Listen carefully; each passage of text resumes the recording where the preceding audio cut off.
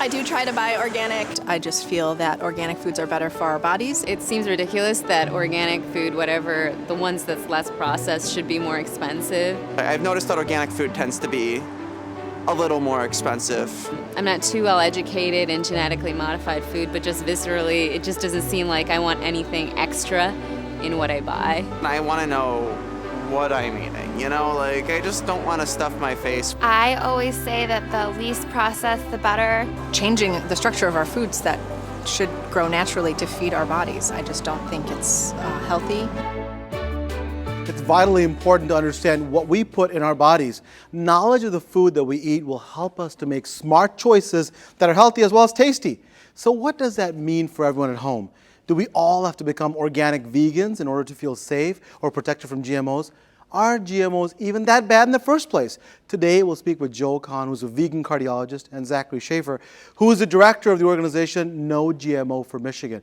And they will better explain what your family can do and what to watch out for. It's very important for everyone to know what they're putting on their dinner table for their families. So let's do our own risk analysis and learn from those who know GMOs best.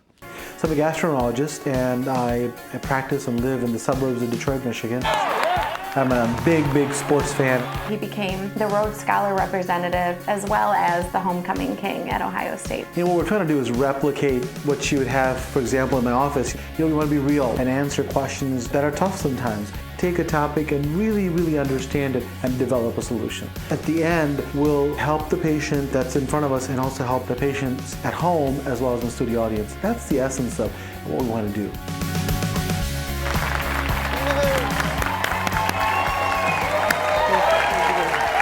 Thank you for that warm applause. I really appreciate it.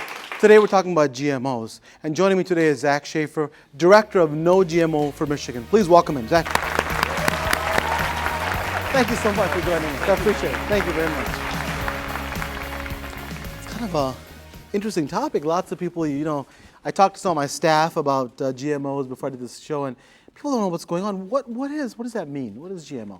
Well, GMOs stand for genetically modified organism. You might have also heard the term bioengineered. They're Bioengineered, okay. Changing the term up a little bit, but genetically modified organism is when they take a DNA from a toxic bacteria called Bt. They take the DNA from that bacteria and they splice it into the DNA of the food, and in this case, corn or soy. So as the corn is growing, because it has that toxic bacteria on the DNA level, when a bug eats any part of that corn, the bug ingests the piece of the corn and it ruptures its stomach and it dies. That same corn is put on the shelves for us to consume, to feed our kids. Same corn is used to feed the cattle, the livestock, and this has been going on for about 20 plus years. And so the idea is that you're mixing DNA. Yeah. So you kind of, some people say, playing with nature. And we've done that for a long time with many different things, but now we're taking the DNA from one organism, put it in the other one, and then the idea was so that you could grow more crops and that will not be resistant to bugs. But you know, we worry could more be happening. We have to take a break. When we come back, Zachary will tell us more about GMOs and how it affects you. Please stay with us.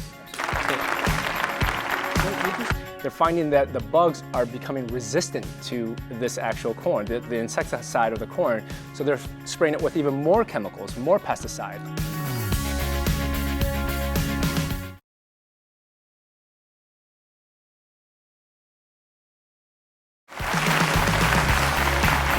Welcome back, and we're joined with Zachary Schafer, and we're talking about what GMOs are. When we left, we were talking about how two organisms, basically, they're taking the gene from, or the DNA from one and splicing it, which means that joining with another to make these plants or crops that are basically resistant to bugs, and so you can grow more and more of them.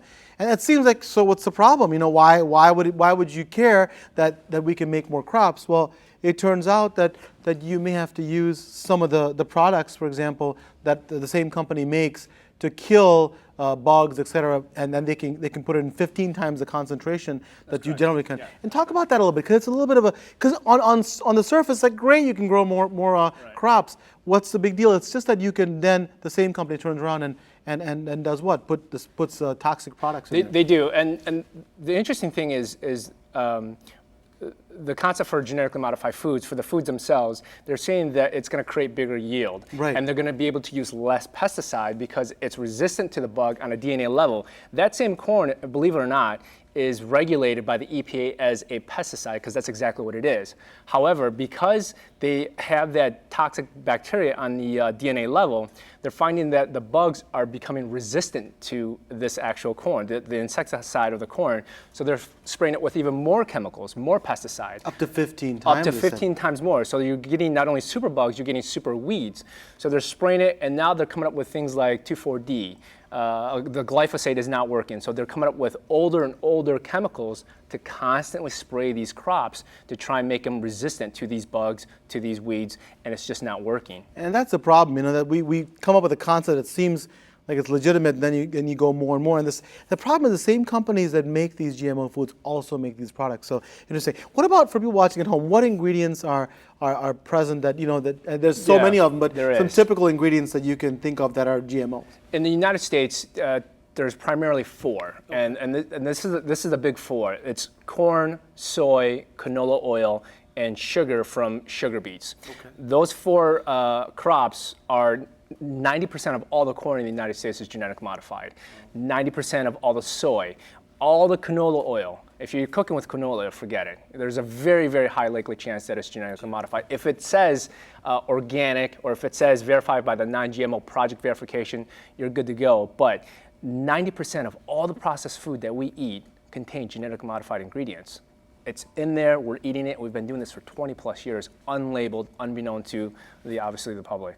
What about for me? So I've eaten corn for a long time, and I'm doing okay. What's the problem? Well, here's the thing. The genetically modified food, because it's on the DNA level, again, it has that toxic bacteria, there's been no long-term study on humans at all. This is all started back in the early 90s, mid-90s. We've been eating this. No long-term study on human health effects. However, when they fed GMO food to mice in the lab, 70% of the mice died prematurely. The rest developed kidney problem, liver problem. They all became sterile. And it had, when they showed the intestines and the stomach lining, they all had perforations. So if this is holes in there. Holes in the stomach, right. And if this is happening to the mice, and when they were feeding it to the cattle, to the livestock, and the results were showing that this was happening to the livestock and the pigs and the cows, what exactly is it doing to us? Exactly. So you start connecting the dots, and you're thinking, well, this might explain why there was such a huge explosion of Crohn's disease, celiac disease, food allergens went up over 400%. And you start, again, connecting the dots and realize, well, if this is happening to the mice, if this is happening to the cattle, why couldn't it happen to us? Why wouldn't it happen to us? Exactly. Everything is so connected on such a cellular level. I don't care if it's a mouse, if it's a mosquito, or if it's us or a cow. Everything is really kind of connected, and the genetically modified food is really affecting us from the inside out. You want to avoid GMOs. What can they do?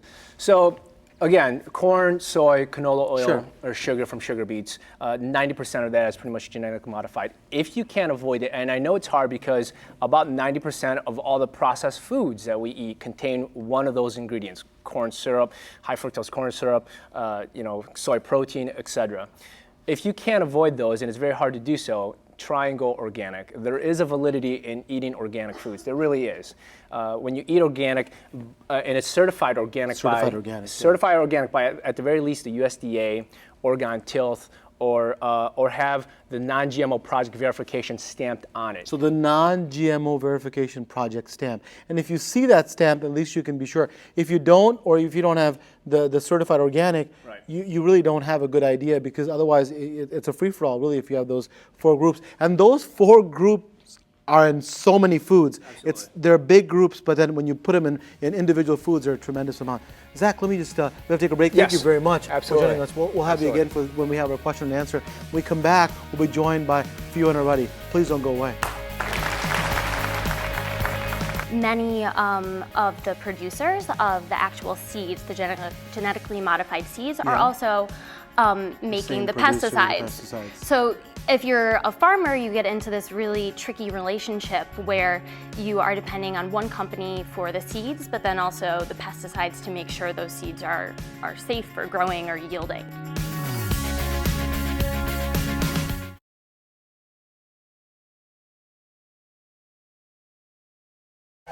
But some GMO foods are traded internationally, and those foods have had to pass a risk analysis test to figure out the risk the products would have to humans. Those GMOs that pass the test and are rendered safe for human consumption. In the US, it's not required to disclose the fact that foods are modified like it is in over 50 countries that demand labeling or ban GMO products altogether. We're now joined by Fiona Ruddy. Please welcome her. Well, thank you for joining us. Thank you so much. I appreciate it. So, this GMO stuff, how did you learn about it? When did you get involved? And tell me all about that. Yeah, I guess I got involved first in the summer of 2008. I had the opportunity to do a study abroad kind of trip voyage to northeastern Brazil. Wow. Yeah, it was about the environment and social justice and kind of the nexus between environmental and social justice issues and how they're often more related than we might think. Exactly. So we went and we toured a Monsanto plant, and Monsanto produces in Brazil. Mm-hmm. So we went, and it's where they actually were producing the pesticides. And what we learned kind of after we debriefed after having this meeting with Monsanto was about intellectual property rights and about how many of the producers of the actual seeds, the genetically modified seeds, are also making the pesticides. So if you're a farmer, you get into this really tricky relationship where you are depending on one company for the seeds, but then also the pesticides to make sure those seeds are safe for growing or yielding. And nobody else makes those pesticides. Indeed. Because it's that what did you say, intellectual property. Exactly. So it's kind of like this cozy relationship that's there. So tell us more, I'm sorry. Yeah, no, it's fine. So now fast forward, I work for the Eastern Market Corporation in Detroit, and so on a day-to-day basis, we work with small farms here in the Metro Detroit area, but also from Ontario and from Northern Ohio. We have a whole region here of farmers that we work with. So kind of this intellectual property issue is really interesting for them in trying to figure out how they can preserve their farms and be financially stable and have high yields. And so basically, without doing what the big companies want them to, which is use the GMO crops and then these pesticides, which are going hand in hand. Let me ask you then, when you went to Brazil, did you know this GMO as much as you know now? No, not as much as I know now, definitely. I was at the University of Michigan. I was just, eating food as a student, yeah, and definitely when you're a student, you're just trying to get your work done, graduate. You're maybe not trying to figure out, taking care of yourself as much as you should. But look at what happened though. You took that experience and then you came forward to it. Now you're doing something that's completely, you're using that, you're applying that knowledge now. And so these small farms, and they're non-GMO. And how do we know that they're non-GMO? Because people, so you could go to a farm and they could be using the same stuff that the big farms are using. How do you know you go to a small farm or your neighborhood farmer's market, they're not giving you the same stuff that we're worried about? So it's so easy, and I think that's the really exciting part. And the best thing about coming to farmers markets is you're able to interact with farmers. They're right there, and so you just have to build a relationship with your farmer. All over the country, farmers markets are on the rise. They're growing like crazy, which is really exciting. That means people are wanting to pay more attention to where their food is coming from. So starting a conversation with the person growing your food is really the easiest way. And what do you, so those of you at home watching, so what do you ask people? What do you ask the farmers? I mean, what kind of questions should we ask them? A great question to ask is just to say, can you tell me a little bit more about your growing practices? Okay. And so some people will use integrated pest management, which is a way to farm integrated pest management. Okay. Which is a way to farm more organically. So you're basically using pests to combat other pests, so kind of natural ladybugs, aphids, that kind of thing. And just to ask, can you tell me more? Are you using chemicals against weeds or bugs? And then you can actually ask for specific items. If you have the feeling that it might be a little bit off, say, what kind of seeds are you using? Are they genetically modified? it's not going to hurt to ask. You know, Sure, you're not of going to course. lose anything. I guess what we're giving is people tools to say people don't know what to ask. Yeah. You know, how easy is it to get non-GMO seeds? I mean, these big companies, I mean, they are the lion's share. Is it easy to get a non-GMO seed? So there's some really, really great seed companies. The Johnny's seed catalog is awesome. The Johnny's okay. Seed catalog. A lot of organic farmers use Johnny's seeds, and so you could even ask, you know, or High Mowing seeds. That's another great brand, and they're both certified organic. Okay. So I'm a shopper. I'm going and shopping. How would I know, besides going to a farmer's market, how would I know that I'm not getting GMO stuff? So another great way is maybe to ask the produce buyer. If you're at a grocery store, grocery stores have a real live person who buys all the produce, and just ask to behind speak with that glass, yeah, right? behind the scenes, behind the cooler, there's a human, and ask to speak with that person and find out, you know, what their motivations are for buying and kind of what they're trying to do in the store. And in our area in Michigan, you know, I see all over the place that we get our produce from local farmers. Is that the case around the country, do you think? I mean, I know you're at Eastern America, but is that the movement growing that even grocery stores are getting it from small farmers? Yeah, definitely. The organic and local movement is moving full steam ahead, and it's really exciting. It's exciting that consumers are trying to shop with their neighbors. Yeah. And so, when you ask somebody if it's organic, what does that mean? I mean, people just think organic just means kind of natural. But there's more to it than that, isn't there? Definitely. So we talked a little bit before about organic certification process and how the USDA certifies farms as organic. Right. But many small farms, and specifically here in Detroit, I'm thinking a lot about the urban farms that we have. We have a whole really robust urban farming movement in the city, but sometimes it's really prohibitive, expense prohibitive for small farmers to get certified organic. So a lot of them will say that they're using organic growing practices, which basically means that they're using, you know, natural pesticides that are safe for food. And not chemicals. And not chemicals, yeah. So those are really good tools for people to use. Thank you so much for taking the time. I really appreciate it. We have to take a break. When we come back, our vegan cardiologist, our favorite vegan cardiologist, Dr. Joel Kahn, comes in. Please join us. That was awesome. Thank you. Are you nervous or not? Giant tumors growing on rats that were fed the genetically modified rat feed, and this did not happen in the rats fed non-genetically modified rat feed.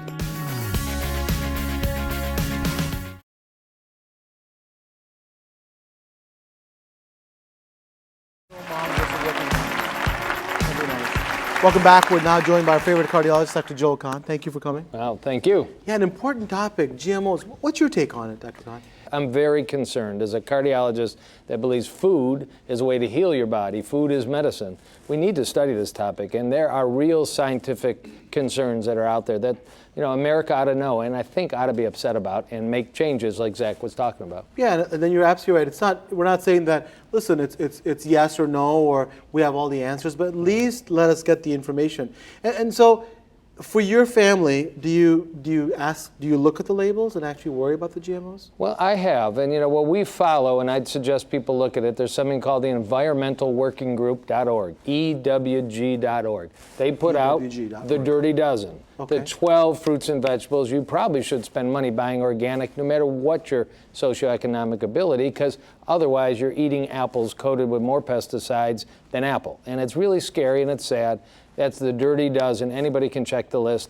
There's the Clean 15. You don't have to buy kiwi fruit. You don't have to buy other fruits and vegetables organic necessarily based on the way they're raised. So we follow those rules very closely. And yes, we believe in my family, spend more, eat less. Well, that's the best endorsement I can get, because if you got Dr. Kahn telling you that his family is following it, then I think it's an important concern. What about the heart? Now you're a cardiologist. What about GMOs in the heart? Is there any connection? What's going on there? Yeah, there's indirect connections at this point. It's really largely liver and GI tract and kidney is the main proven concern. Mammary glands, breast tumors in mice and such. The heart, the concern is what you're doing to the GI tract. We know that having a healthy microbiome, all those bacteria in your intestines, is going to keep you healthy. It's going to keep you low on inflammation, the things that lead to heart disease. But GMO products are disturbing the bacteria, the healthy bacteria in our GI tract. So it's still a theory for the heart, but I'm very concerned that we're going to see, with the reduction in nutrition that's believed to be in GMO foods. There's less nutrients in an apple that's genetically modified than a non-genetically modified.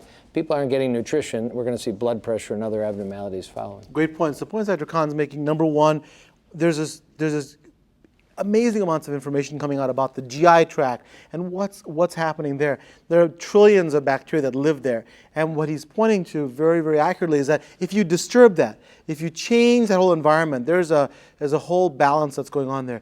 And if you damage the intestinal tract, then it can lead to inflammation in other parts of your body. Like you said, you may think the gut and the heart are not connected, but they are. I mean, we talk about the gut and maybe things even like eczema, asthma. So that story. And we were talking, off camera about. You showed me some pictures of tumors in the mice. Could you maybe share that with our audience as well? Yeah. Now we have to certainly acknowledge there are no long-term 5-10-year studies on GMO foods in humans.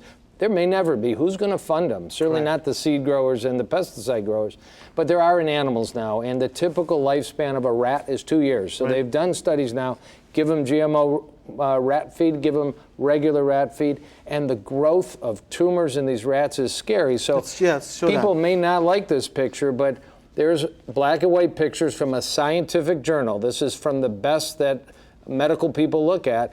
Giant tumors growing on rats that were fed the genetically modified rat feed, and this did not happen in the rats fed non-genetically modified rat feed. Plus they died much quicker, plus their GI tract, their liver enzymes were just off the roof.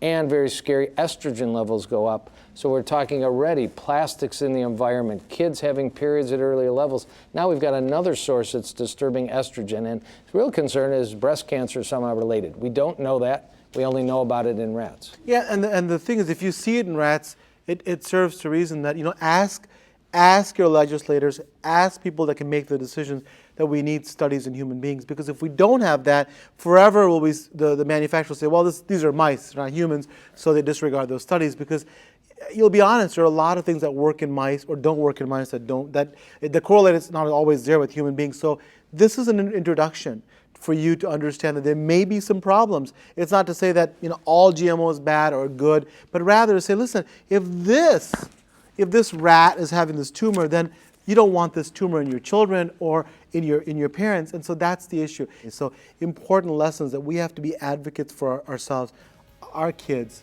our parents, our neighbors, because if we don't, nobody's going to do it for us. We'll take a break. When we come back, Dr. Kahn we talked about a little bit already, but the nutritional value of foods that are GMOs. Please stay with us.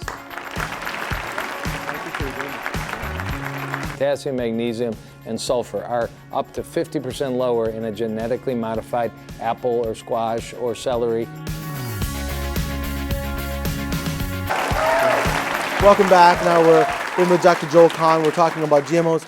Now, you're a vegan, practicing vegan, correct? Right. Do you have to be vegan to be non-GMO? No, absolutely not. I mean, there's no reason you can't have a good piece of fish, non-GMO fish, which we're very concerned about, next to a non-GMO salad and a non-GMO rice source or whatever. So yes, you can not be a vegan and still be very concerned about this topic. Now, when I eat only fruits and vegetables, I'm super concerned. Yeah, and then so how do you do that? I mean, how can you be a vegan, and do you have to be a little bit more vigilant in what you're eating? Yeah, the past few years we've become very knowledgeable. I mentioned previously a website we look at and we're reading all the time. There's non-GMOproject.org, another wonderful website that's growing leaps and bounds, and they've got the nice label on food, and there's several thousand products now. So our house is filled with it, and as I said, eat less, spend more, be a qualitarian is what we talk about. Qualitarian, We're looking for quality in food, and it's hard. It's not always easy, is it? No, it's education, it's checking out websites, it's asking in the grocery store, the farmers markets, but it's important, and that's why I'm here. At the break, we were talking about salsa, something as easy as salsa. You know what? And you were telling me what the story you were saying. Well, we have in Detroit one of the biggest, if not the biggest producer of tortilla chips, hummus, and salsa in America, and it's shipped all over the world. And I just found out yesterday they had a struggle, but they just found a source of non-GMO corn and non-GMO cottonseed oil, and very soon every bag going across America from this city will be labeled non-GMO, which is a great breakthrough. Which is a wonderful thing. Great. From the great city of Detroit. That's wonderful. Yeah. So the point being is that look how difficult it is just to, if you want to be non-GMO, it's not an easy task. And it's not easy for us sometimes to find it, but it's not easy for the manufacturer. If you're a small manufacturer, it is very difficult to find. And why am I saying this? Because I want you to be advocates to say, listen, let's make this easier. You know, as a public, this is what we're concerned about, and demand some change. We talked about nutritional value, just touched upon it. So is a GMO product as nutritious or nutrition laden as a non-GMO? This is cool stuff. I mean, and it's new, but it turns out when they insert this genetic material into the vegetable or fruit, they have to put a virus with it that turns it on. There's no off switch. This is replicating. It burns through the ATP, the energy source. It depletes the nutrition in the fruit and vegetable. So my favorite nutrients, potassium controls your blood pressure. Magnesium controls your blood pressure. Sulfur fights oxidation. All gone. Can be up to half the value in a GMO food in terms of versus a non-GMO. So there is lower nutrients in GMO, genetically modified foods. Very concerning. Yeah, so this what he's talking about is very interesting. So you stick a virus in this, and then what's happening is that it's using up all the resources. And it may look the same to you, but nutrition does. Have they done studies on looking at a non-GMO and a GMO fruit and actually looked at these mineral concentration or nutrient concentration? Been about 12 or 15 nutrients measured, fair science, head-to-head, and those are the three that worry me. Potassium, magnesium, and sulfur are up to 50% lower in a genetically modified apple or squash or celery. It looks the same. It isn't the same. And you think that these big companies that are funding these products would care about that. It's just astonishing to me, that if any of this is happening, you have the funds. Here's the thing, you have the funds to study it, and you probably have the resources to change it, to make it something that's actually suitable. It's just astonishing to me how you just take the easy road, but it is what it is. Other countries, we're troubled by the fact that the U.S. doesn't require a lot of things that the rest of the world, requires as far as GMO labeling. What do you think about that, Dr. Kahn? I mean, we're one of the most advanced societies in the world, yet we allow for these GMO products where it is banned in many other countries. They won't even accept our GMO crops. What's that say about us? Yeah, it's an embarrassment, and it's a reflection of big business being in very much control of this versus the small farmer or the individual mom and pop that want to make a good decision. And it's bad. The Chinese won't buy our meat because our chicken is contaminated with antibiotics and arsenic. And we have concerns about Chinese products for our children, but they won't buy our food sources. So it's time it has to stop. Going to a site like non-GMO project.org, learning more. There's a big vote right now going up in Washington that's going to, state of Washington, mandate labeling. We hope it passes, just so consumers get a little advantage. And this is how you can make a difference. We've got a minute left. What would you tell America about GMO foods? I mean, just what advice would you give them? Yeah.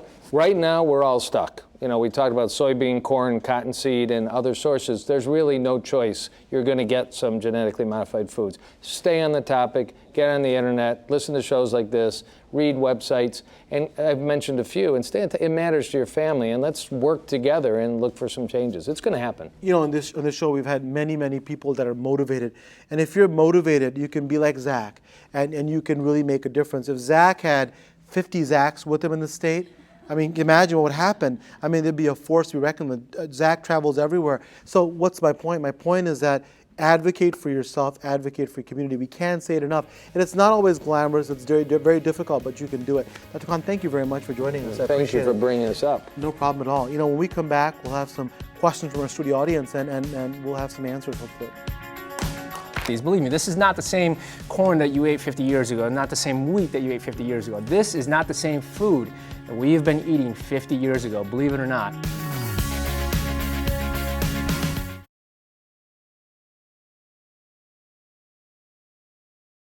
We're now back at our favorite part of the show, questions from the studio audience. Yes, sir, go ahead. I got a question I've been thinking about. Yes. What does it take for a farmer's produce to be considered organic? Yeah, that's a good question. We think that organic just means, like I talked with Fiona, that it just means that it's some natural, and ask people, they have 10 different opinions, but it's pretty involved, isn't it, Zach? What do they have to do? It is. To be considered organic and to actually be certified and labeled organic is certainly maybe two different things. But at the very least, the USDA has to certify it by them going through a string of tests, a battery of tests to show that they are not using specific chemicals, specific pesticide, and by being certified organic, they can have no GMO ingredients up to a certain threshold, and that threshold is 0.9% or under. Once they test it and it's 0.9% or under, because unfortunately, folks, there's no such thing as pure corn. It's all cross-contaminated, cross-pollinated, right? So it's now a threshold of 0.9%. Once it's established and once the grower sees that there's no chemicals, or he shows that there's no chemicals or pesticides, that's when they can stamp it organic. And we talk about this for the average farmer. This is very difficult because let me ask you this. So if we're not organic this year, how long will it take for you to then be certified organic? Will it be the next year? Well, you know what, I can't give you a definitive answer on that because, again, the tests and what is being certified organic is pretty stringent. It's several years. You have to be several years that you have to be free of any of those pesticides. It's not just automatic, but it's a big labor cost. It's a big cost for them. It's a labor of love. So when you see an organic farmer, organic product, if you believe in it, support them because they're really doing it because they believe in it. Because if they wanted to make money, they could do it in many different ways. It's a great question. Yes. Hi. Hi. How does someone find even the non-GMO meat or fish? Yeah, we talked about those, the labels on certain foods. What about we talked about fish, Dr. Kahn. How do you find fish? Well, the concern is that more and more farm factory production of fish, what's being dumped in the ponds, you can guarantee it's genetically modified corn and other products. And if the fish eat it, the fish will be completely contaminated by the pesticides of genetic modification. It's very concerning. So you're going to have to look for a really ocean, cold water fish. Right now, sardine, anchovies, and certain like Atlantic salmon are still pretty pure, but it's coming apart. You're going to have to ask a lot of questions. Meat is no different. If you feed a cow genetically modified corn, just assume 90% plus of the cows in America, you will have a steak or a hamburger that has all the chemicals in it and could affect your health. You're going to have to look for organic meat. It's out there. It's not a big market, but it is out there. More people ask, the more production there'll be. Yeah. And again, it's not easy. It's costly. Also, it's costly for people. But again, what's your health worth? Can you maybe not get your hair done, one time in a month and pay for that? You just have to make choices. These are things you have to say to yourself. What is my life and my health worth and the health of my children? Because we all have excuses, but we all have our fancy cell phones and our fancy this with their, unlimited data plans. Maybe cut it back and talk about things that are really important to us. So I think that's really important that when you make those distinctions, we're asking those questions of our panel, but also enact them, do something to make that happen. Next question. Yes, you mentioned earlier that GMOs were causing these super weeds. What exactly are these? Yeah, we talked about that. Zach, you mentioned that a little bit. So what is a super weed? I mean, is it related to the pesticides they're using? Well, typically when they're farming, the farmers are spraying their fields to control certain weeds that are robbing the corn or the soy of nutrients. They're trying to eliminate specific weeds, dandelions, et cetera, or thistle, et cetera. So the super weed, in essence, is as they're spraying the fields, these weeds are actually adapting to the chemical, to the glyphosate. That's the chemical that they're using. And since they're adapting it, becoming changed themselves, the glyphosate is not killing them. So they're becoming resistant. They're becoming super weeds in the sense that they're becoming resistant to all those chemicals that are being sprayed on. That's why the company is coming up with older chemicals, with different chemicals, and it's chemical upon chemical upon chemical, because these plants, and believe it or not, nature has a way of doing this, they will adapt constantly to whatever we throw at them. Nature has a way to show us just how trivial that we are when it comes to thinking that we can overpower it, because they're going to develop this resistance, whether it be bugs or whether it be weeds. They become, the term superweed. And the reason we're bringing it up now is because it's the GMOs that are actually, because we didn't have these. No, right? we didn't. 50 years ago, we did not have these. Believe me, this is not the same corn that you ate 50 years ago, not the same wheat that you ate 50 years ago. This is not the same food that we have been eating 50 years ago, believe it or not. And because of that adaptation, that change, nature's doing the same thing with the weeds, with the insects. And so we talked about, sometimes the concentration of these pesticides are 15 times what you had before. Absolutely. And so that is why it's so difficult to kill. So what happens is in nature, they select out. So you got 50, weeds, one will be resistant to it, one will adapt, change itself. And so if that is resistant to something that's 15 times what you normally see, can you imagine what happens then?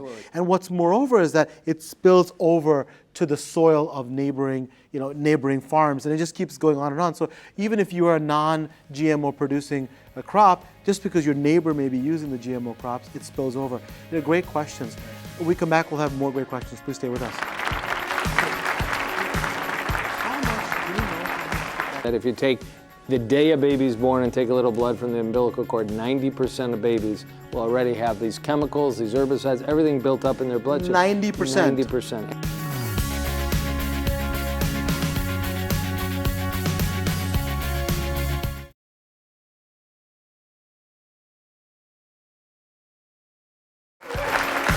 Welcome back. We had some great questions. We'll have some more. But at the break, we were talking, and there was a figure about fetuses and moms. And Dr. Kahn, you can start, and I'll also ask Zach. So what percentage of the cord blood in fetuses have pesticides? I mean, this stuff is so pervasive in the farming industry and the grocery store that if you take the day a baby's born and take a little blood from the umbilical cord, 90% of babies will already have these chemicals, these herbicides, everything built up in their bloodstream. 90%? 90%. And you talk about smaller infants and what this might be doing to their GI tract, their liver, concerning. And Zach, what about mothers? You said you were talking to mothers and what their blood. Absolutely, and it found out that when the mothers were tested, there was a research out of Canada, an article that showed that the mothers, they contain the same pesticide, of course, and it was passed on through the fetuses, through the cord blood. And again, as Dr. Joel said, 90%. And if it's having that effect with the mother, if it's having that effect with the mice, then it's certainly what is it doing to the kids? What is it doing to the fetuses of the babies? And if you think that it's not going to have any effect, and there will be people that tell you that they won't, really start connecting the dots. At least Common find sense. out. At least Common find sense, out. yeah. You can make that information. Yes, seriously, you have a question. Go ahead. Hello, Dr. Nandi. I really love the show. Well, thank you. Thank you. What I want to know is the environmental effects of GMOs. What if you're a hunter or a fisherman? What about runoff? What about those things? That's a great question. We kind of started with that at the end of the last segment, is that, so you have somebody who's a farmer who's a non-GMO, but even if you're next to a GMO farmer, there's leaching. And what about this environmental question? We talked about superweeds, but I'll start with Dr. Kahn. What do you think? Well, the hope was that really the onset of genetically modified foods sounded exciting, make our food superfoods. Unfortunately, it hasn't worked out. They promised us they'd use less water. They promised us less pesticides. It isn't happening. The opposite is happening. More water, more herbicides, more pesticides. It's in our drinking water. You can measure a chemical called Roundup, which is used in these farms, in our drinking water in this city. So it's everywhere. The farmers, the hunters, the fishermen, the game that they're catching is going to be somewhat contaminated, hopefully at a low level. Absolutely. And in terms of the runoff, the leaching, you can rest assured that if you have 10 acres and you're spraying that field constantly, bombarding it with chemicals, of course it's going to leach into the ground system. Of course it's going to go into the water system, into the neighboring farms. There was an article recently where 21 children in India died because they were being fed food that was laced with these chemicals, and the fields were being sprayed elsewhere. So you got to understand that it's not just an isolated event. It's worldwide. It is going to spread everywhere. It's worldwide. And this is our future. The environment is our future, and our children are our future. So really, we've got to look at this more. Next question, please. Yes, thank you. Is there any way for me to test for GMOs in my food? That's interesting. So you're saying that, so you go to get a piece of food that is not labeled. How do you test? Is there any way we can test at this point, Zach? Unfortunately, there isn't. In terms of if you were to buy some food or food at the grocery store and you want it yourself tested, I do not know of any kind of self-kit that you have at home that you could buy and do it at home. Unfortunately, we're relying right now on labeling of the manufacturer, whether they do it voluntarily, because again, it's all unlabeled, and we've been eating it for over 20 years. But tell us about the labeling. There's been some advances, in the last couple of decades. This is very interesting. I'm glad you brought that up. In 1997, the federal government made it mandatory to label what was in the food, right? What the salt content, it had a much iron content. In 1997, it made it mandatory. In 2002, they made it mandatory to label the country of origin, of where that food came from, right? 2006, they made it mandatory labeling. It is a federal law to label how much fat content is in your food. The FDA is so stringent that they have to label whether the orange juice is from frozen or fresh squeezed. It is law that it is mandatory. Right. But they're telling us they don't have to label whether that corn has a DNA spliced of a bacteria into it, whether the tomato has a DNA from a fish. They're saying it's all the same. It's substantially equivalent, and we don't have to label it. Common sense should dictate that that is absolutely ridiculous, honest to God. I care about that more than if it's fresh squeezed or frozen. That's for Absolutely. Sure. That's for sure. Absolutely. I mean, so again, you know, ask your legislators for this if you're interested and if it's important for your family. Next question, yes, sir. Yeah. So just to be clear, if all food that I buy is organic, then I don't have to worry about GMOs. Is this right? That's a good question. So you're saying that if my food is organic in general, we'll talk about if it's certified or not, then am I safe that it's non-GMO? Dr. Kahn, what do you think? I think it's really not a realistic goal to be 100% GMO free. I mean, because it's in everything. And in answer also to the previous ones, I mean, if there's cottonseed oil in a product, it's GMO because that's 95% of cotton is genetically modified. As lecithin is a very common food additive. It's from soy. 90% of soy is genetically modified. If you read lecithin, it's genetically modified food. We can't make the world totally protected. But if you ate all organic, you would bring levels down, and you would hopefully be doing something very good for your health long term. And if it's certified organic, you can be pretty sure that it's non-GMO, as sure as you can get. Like both gentlemen talked about, you know, you can never avoid a little bit because there's so much cross-contamination. But if you're certified organic, I think it's the best we can do right now. But ask for more from the legislators. Gentlemen, thank you so much for taking the time. Thank you. Always Zach. a pleasure. Those great questions. Thank you, Zach. We come back with our Partha's prescriptions. So hopefully we get.